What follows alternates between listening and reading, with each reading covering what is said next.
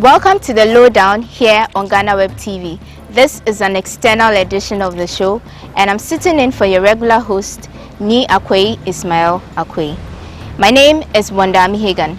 We are currently at the University of Ghana, Legon, and today we explore the subject of literacy in Ghana and where we are as a country. To help us do this, we have someone who is knowledgeable and an expert in his field. I'll tell you more about him when we return from this break. We'll be right back.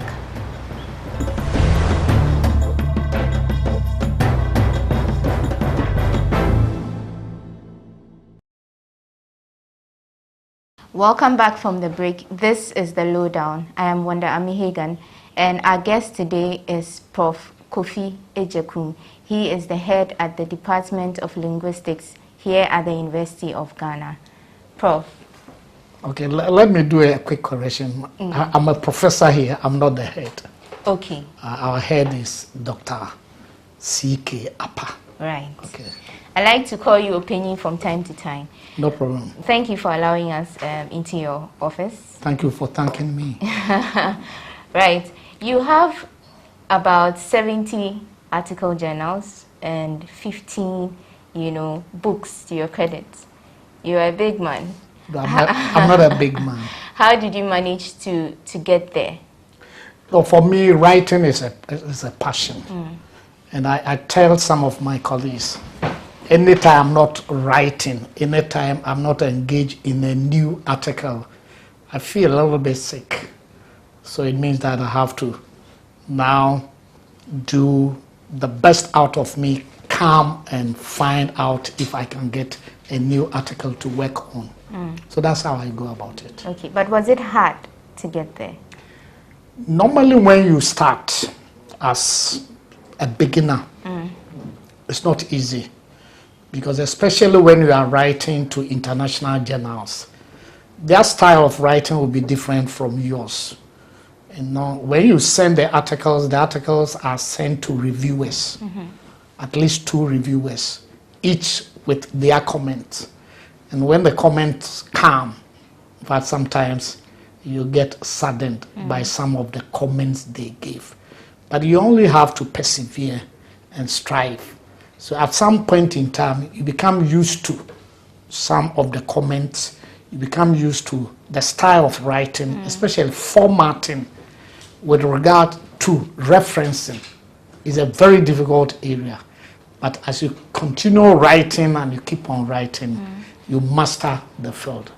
That's you talking about writing. Yes. But I mean, before you even got into writing, schooling and everything, I understand you entered the university at the age of 31. Yes. Which is a little bit unusual because usually people would come at a younger age. Yes. How was that for you? For me, after elementary school, MSLC, do you understand that? Middle School Living Certificate. Okay. I had to go and do what we called people teacher. So I was a people teacher for 2 years before I entered training college. I didn't go to secondary school. Oh, okay. So my 4 year in teacher training, I trained myself to do self-tuition. And then I registered for NOBDEC during my final year because I wanted to aim high and move beyond the set A. So after that, I did my O-levels and then I ventured into my A-levels. And then I had the opportunity to go to the School of Ghana Languages, Advocacy, to do a 3-year diploma in Ghanaian languages. So after that, I had to teach for 3 years. Because to enter into any new field of studies, you have to enjoy study leave. Because I couldn't have done that without study leave. To enjoy the study leave, you might have taught at least for 3 years. So after training college, I taught for 3 years, entered Advocacy, finished Advocacy, and had to teach 3 years before coming to Legon. So that accounted for that. Okay. So for me, I was doing what I refer to as education by installments. Okay. Okay. You study a little, you go to work, and then you continue. Okay.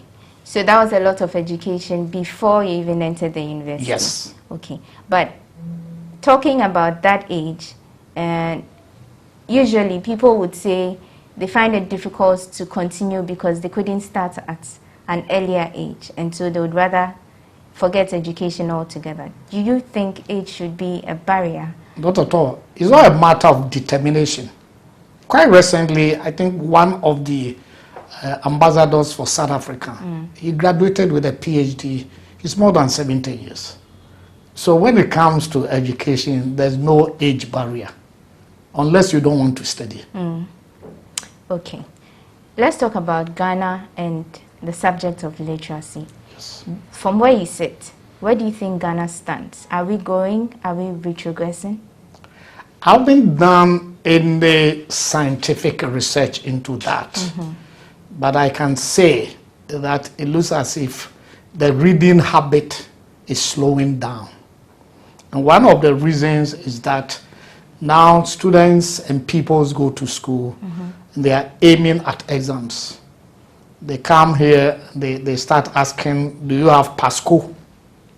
In those days when we were schooling, when the Ghana Education Service was sending books by the Ghana Book Supply, they were coming along with what we refer to as supplementary readers. So every school had that.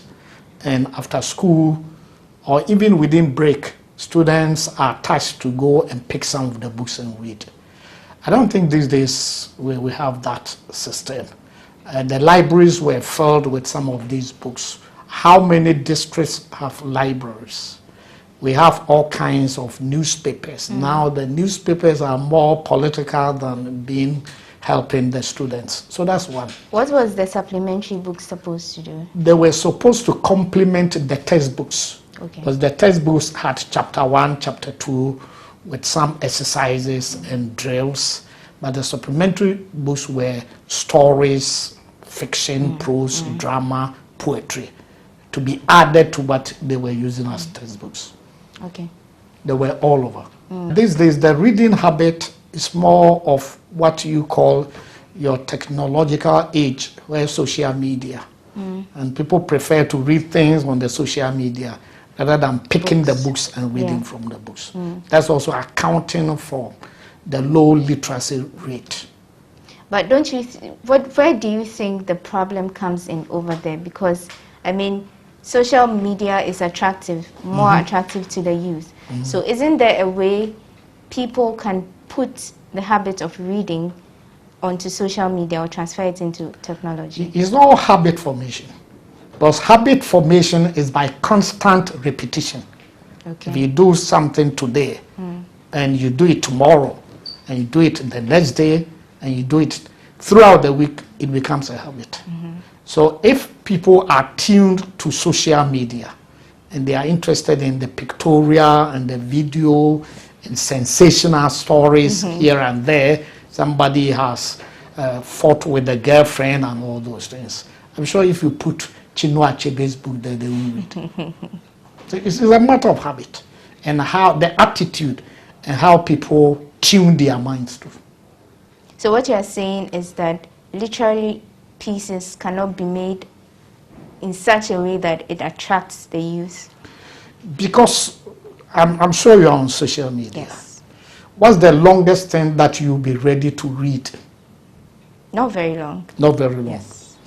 So you are interested in reading this piece, tuning to the other piece, and finding out about a chief who has recently been fined, blah, blah, blah, blah. You're interested in getting about 40 of them read on there, as compared to we putting Ama Atal Edu's book, the same platform for you.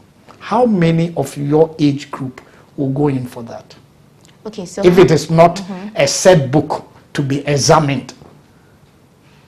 And how can that issue be solved? Because there needs to be a solution. The solution will be, normally when people ask of solutions like this, I want to start from the home.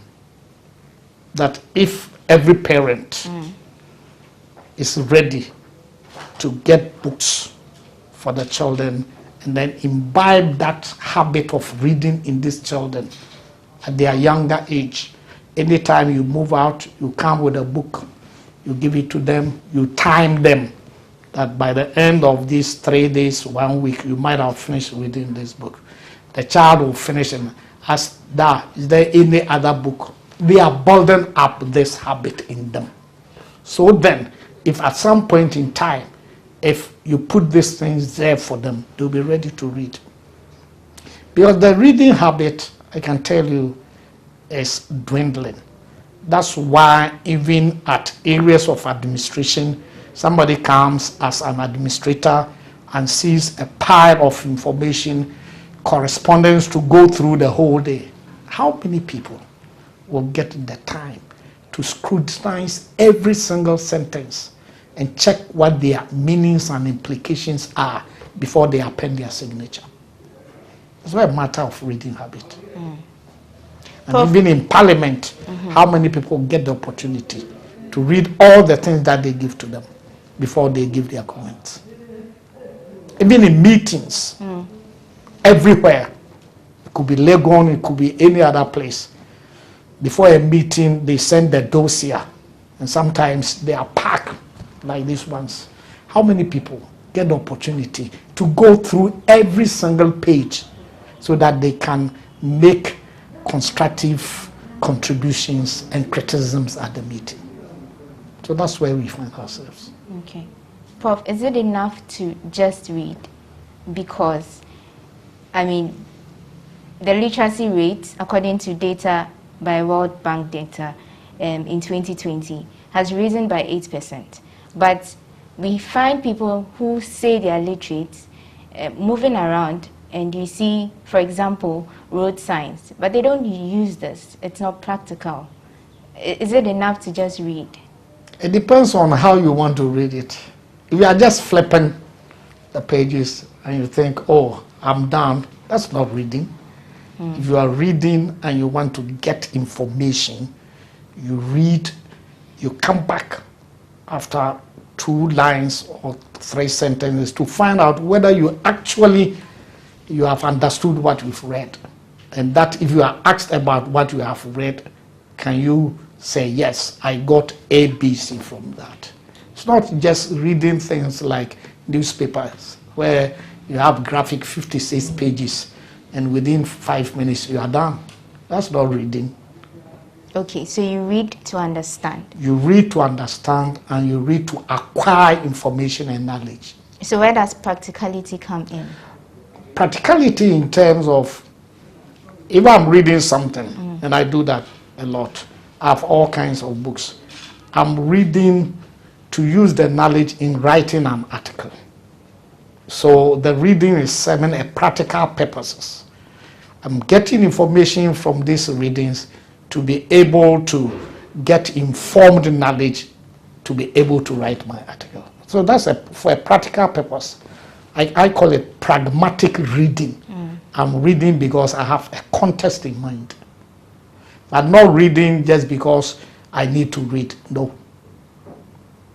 Prof, let's hold it there. We'll be back to continue the conversation. This is still the Lowdown, and we are having a conversation with Professor Kofi Agyekum. Don't go away. We'll be right back.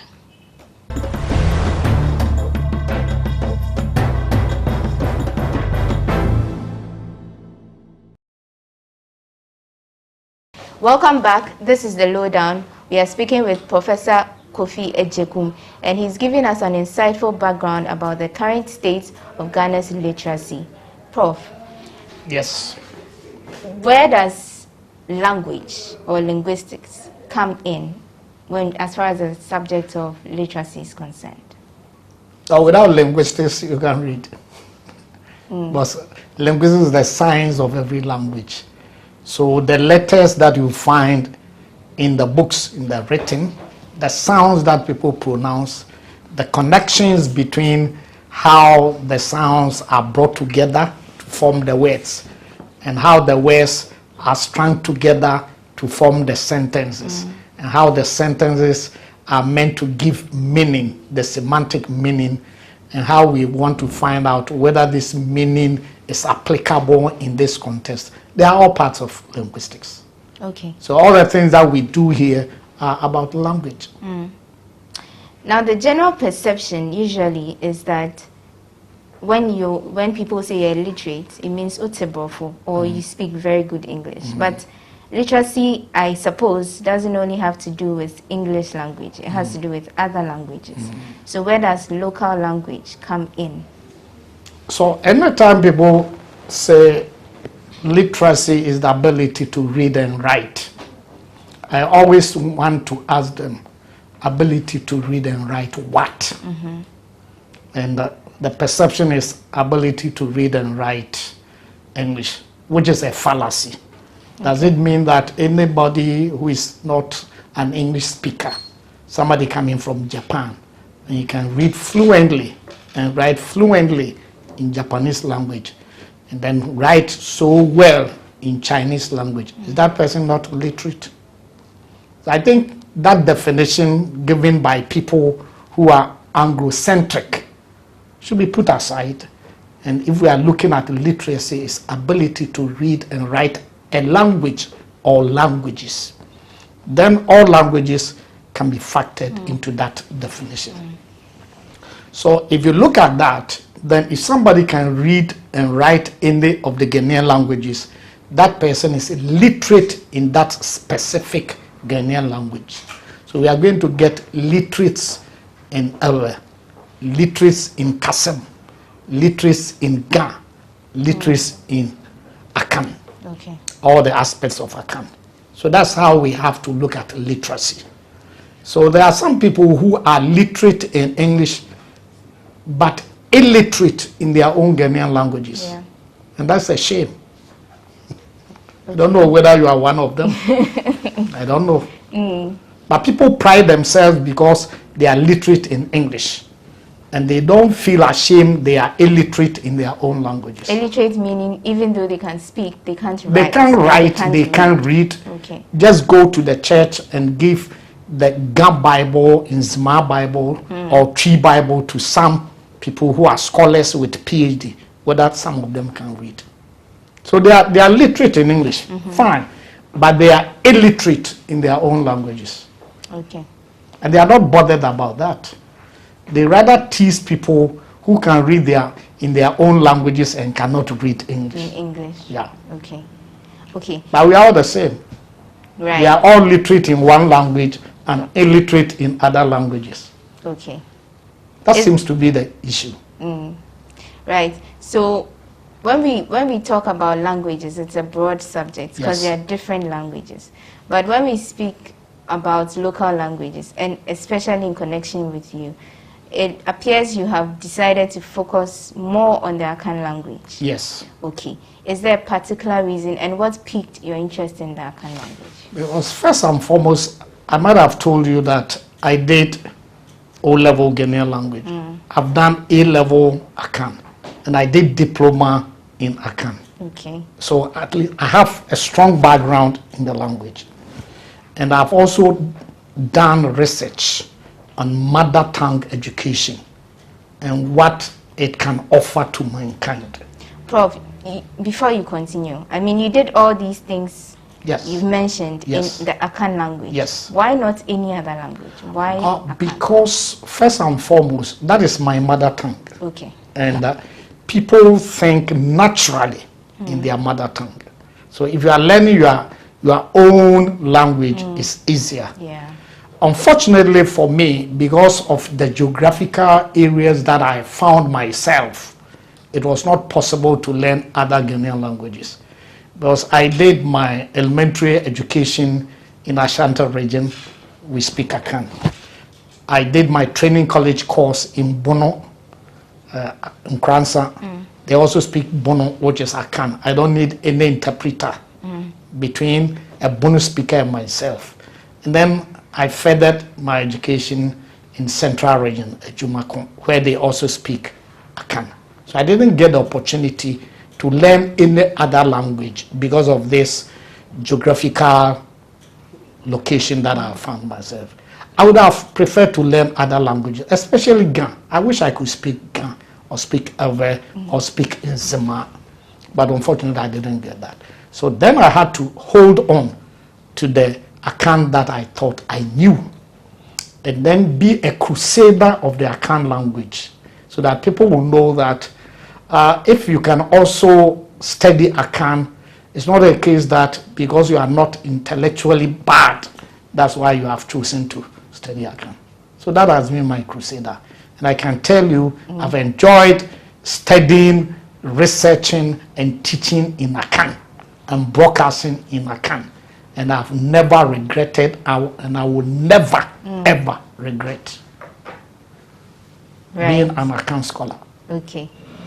Why is it important to learn, you know, or be literate in the local language side by side the English language or any other language? So what happens is that if you are multilingual or bilingual, bilingual is knowing two languages, yeah. Multilingual, that's more than two, right? And especially if you are a linguist, it helps, because you might have the theory, and for the theory you have to support it with examples. Okay. Sometimes the theory that you're learning, you can't find examples in your own language, but you realize that, oh, there are examples in another language outside yours. Then you pick it and you work around. So knowing many languages is very profitable. Okay. In 2019, and I stand to be corrected, you advocated for the learning of local languages in our schools, more of it. Is there any particular reason for this? Because if somebody calls himself a scholar, and you know all the theories and everything, and you don't know your own language. Again, people should remember that language and culture are strictly interwoven. So learning the language, you also learn the culture. And culture also comes with identity. So if you are a CEO, you know only English. You don't know your language, which is Nzema. Neither do you know the Nzema culture. Then you visit Nzema land. You'll be like an alien. So you've lost your identity totally. That's why it is ideal for everybody to at least know his or her own language or some of the Ghanaian languages. As for the English, you go to school, you learn. That's what I do. I tell my children, if you go to school, it's the duty of the teachers to teach you English. If they give you homework in English, I'm ready to teach you. But not when you come home and I'm going to communicate with you in English. No. So can you go and bring the cap of Fabonsian Fassels, you bra? There we go. Okay. And when you do that, you are inculcating some social and cultural identity in the children, for them to feel that, yes, they are Akans because they can speak and understand the culture. And 2 years on, I mean, since you called for this thing to be done, what do you think of? Unfortunately, I'm not a policy maker. I can only speak. Yes, but I mean from observation. But I can tell you, don't we do all the Ghanaian languages up to JHS? Yes, it's there. And some people continue with that up to SHS. And some people continue from SHS and they go and do degree. And here, one can opt in this department to branch into Ghanaian language section and do Akan, do Ewe, do Ga, do Dagbani. But if you go to School of Languages at Jumakon, there are about 11 languages that somebody can pursue up to MPhil level. And I have even supervised one of my students, Dr. Nana Anima Viafiakente, who did her PhD. The whole thesis was written in Akan, from page 1 to the last page. Aren't we proud of her? Yes, we have to. So that is the issue, that even though we are studying them, we have to do more than this. Okay. And the attitude is the negative attitude towards the study of these languages that are driving some people away. People think that if you're going to secondary school and all that you can study is Ga, or then let your father teach you at home. That's a wrong assumption. It's ignorance. Okay. Because don't people in Britain study English for BA, for MPhil, and for PhD? Don't we have professors of English who are native speakers of English? We have them. Yeah. So what is wrong for having a professor in Ghana, in Akan, in Enzema? Okay. People who are ready to develop their own language at all levels. They should rather be applauded instead of being ridiculed.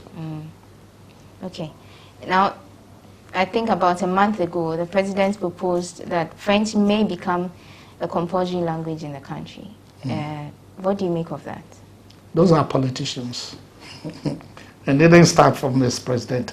I remember the former president, J. Kufuor, went for a meeting in one of the Francophone countries. And when you go there, everything is in French, and you are given an interpreter or a translator. And sometimes you realize that what was said in French is not actually what is being translated to you. I've also observed that. Sometimes I travel, I've been to Niger and some of the countries. You listen to the speaker in French, and the translator comes with something either too brief or too long. Is this exactly what was? So when he came back, he realized that it would be nice for French to be made as one of the courses. This is over 10 years now. It hasn't worked. Yes, it is nice if we have Franco countries all around us, and we can also learn French, so that when we travel beyond our boundaries, we can communicate very well. And given the chance, every child is a potential multilingual. Okay. Because a child can learn all the languages that are set to him or her. Okay. So it won't be a bad idea. But you see, anytime we make this and strictly we made it examinable, that's where the problem is. So people have to pass all this and miss others. Meanwhile, the Ghanaian language is not compulsory. It's only compulsory at SHS. It's not compulsory at free. No, it's compulsory at JHS, but not compulsory at SHS. When you say a problem, it means that it could be made compulsory, but it shouldn't be made examinable. Okay. Because the moment it's examinable, then people will draw their attention by teaching it for the children to be able to pass the exam. But you can make a communicative approach. The idea is for the children to become people who have working knowledge of the French language, so that they can communicate, they can write a little, but not sending them into all the theories. Okay. Now, beyond Ghana's boundaries, yes, how profitable is the local language, like studying and majoring in a local language? When you go beyond Ghana, how does it help an individual? See, we talk about lingua franca. Have you heard the term before? Yeah. Lingua franca, a common language for people. English has become the most popular lingua franca. That's why wherever you go and you speak English, it's good. You can communicate with people. French is also like that. Spanish has become like that. All the languages that we find in West Africa and in Africa and some in Asia, some of them don't go beyond the boundaries. And our local languages are like that. But let me also mention that in the US, United States of America, there are certain universities that are teaching Akan. I can mention about 9 of them. So they found it necessary to teach Akan over there. So one can do Akan here and find job there. There are also areas within defense and interior and foreign affairs where they need people like this. And even in the judiciary, because there are certain cases that will go to court, and the person, the criminal, so to speak, will say that he can't correspond in English. Yeah. He will only speak Akan or Ewe, and then we may need some people to do the interpretation. Okay. So it's a job market for some of them. Okay. That's it. Right. Now, you mentioned the perception, I mean the wrong perception about majoring in a language in the university or beyond. How can this be solved? How can this bridge or this gap be bridged? It's an individual affair first and foremost. Then we also need a policy. Okay. When we started with SHS earlier on, I think Harry Sawyer, the Minister of Education, there were 2 courses at the senior high school which were compulsory in the Ghanaian languages. They had 2 papers there earlier on. And it was a core. The Ghanaian languages were core. So that whether you like it or not, you have to do it. Just like English. Unfortunately, the results that came were not favorable to the elites. Okay. The elites had their children failing because you are airport residential. The person is doing chi. Yeah. But the person is at East Legon doing chi. As compared to somebody in Fidium, for Fidium Goso doing chi. So when the results came, it favored those in the rural areas. Right. They weren't the policymakers. The policymakers then decided that this will go against us. So why not make the Ghanaian languages electives so that those who have the ability to write, they will do that. So that also slowed down the improvement of the Ghanaian languages. And some people who have been trained to teach Ghanaian languages, because the schools needed people to be dealing with core Ghanaian language and elective. Some headmasters and headmistresses laid off these Ghanaian language teachers because they had reduced the number of hours for them.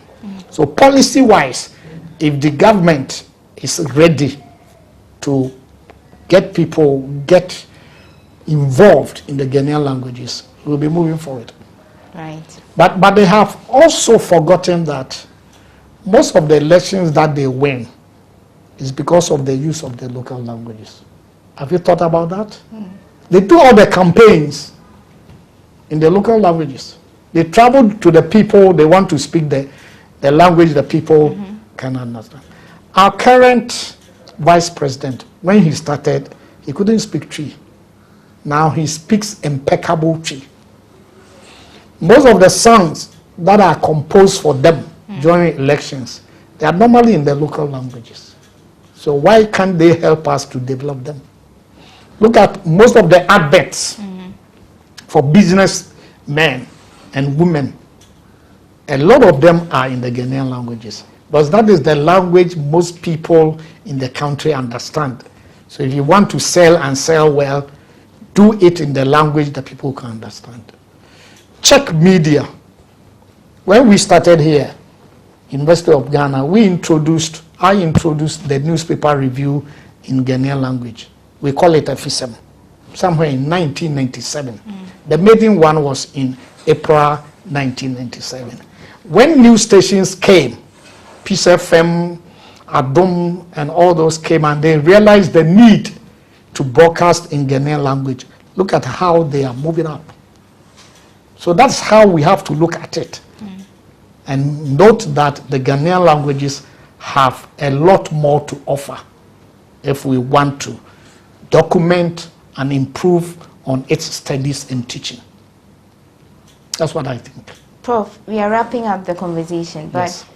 I want to ask about literary works. Yes. When you look at the system now, and compared to 20, 30 years ago, do you think we are losing our literary people? People who write, people who, poets, and people who are creative. Do you think we are losing them in today's system? Yes, I would say. Because unlike those days where you had a lot of people into the art, literally art, writing. And when they wrote, they had the market. Now, to publish 1,000 copies is a mirage. Too difficult to get the market. It's even worse when it comes to Ghanaian languages, because Nkrumah decided to build the Bureau of Ghana Languages. Nkrumah built that to be able to motivate people to write in the various Ghanaian languages and to get them published. Go and look at the state of that national asset. So people are not motivated, and if you want private publishers to print your book for you or publish your book, it's costly. So all these are part of the things that are more or less dropping the rate of literacy in the Ghanaian languages. Okay.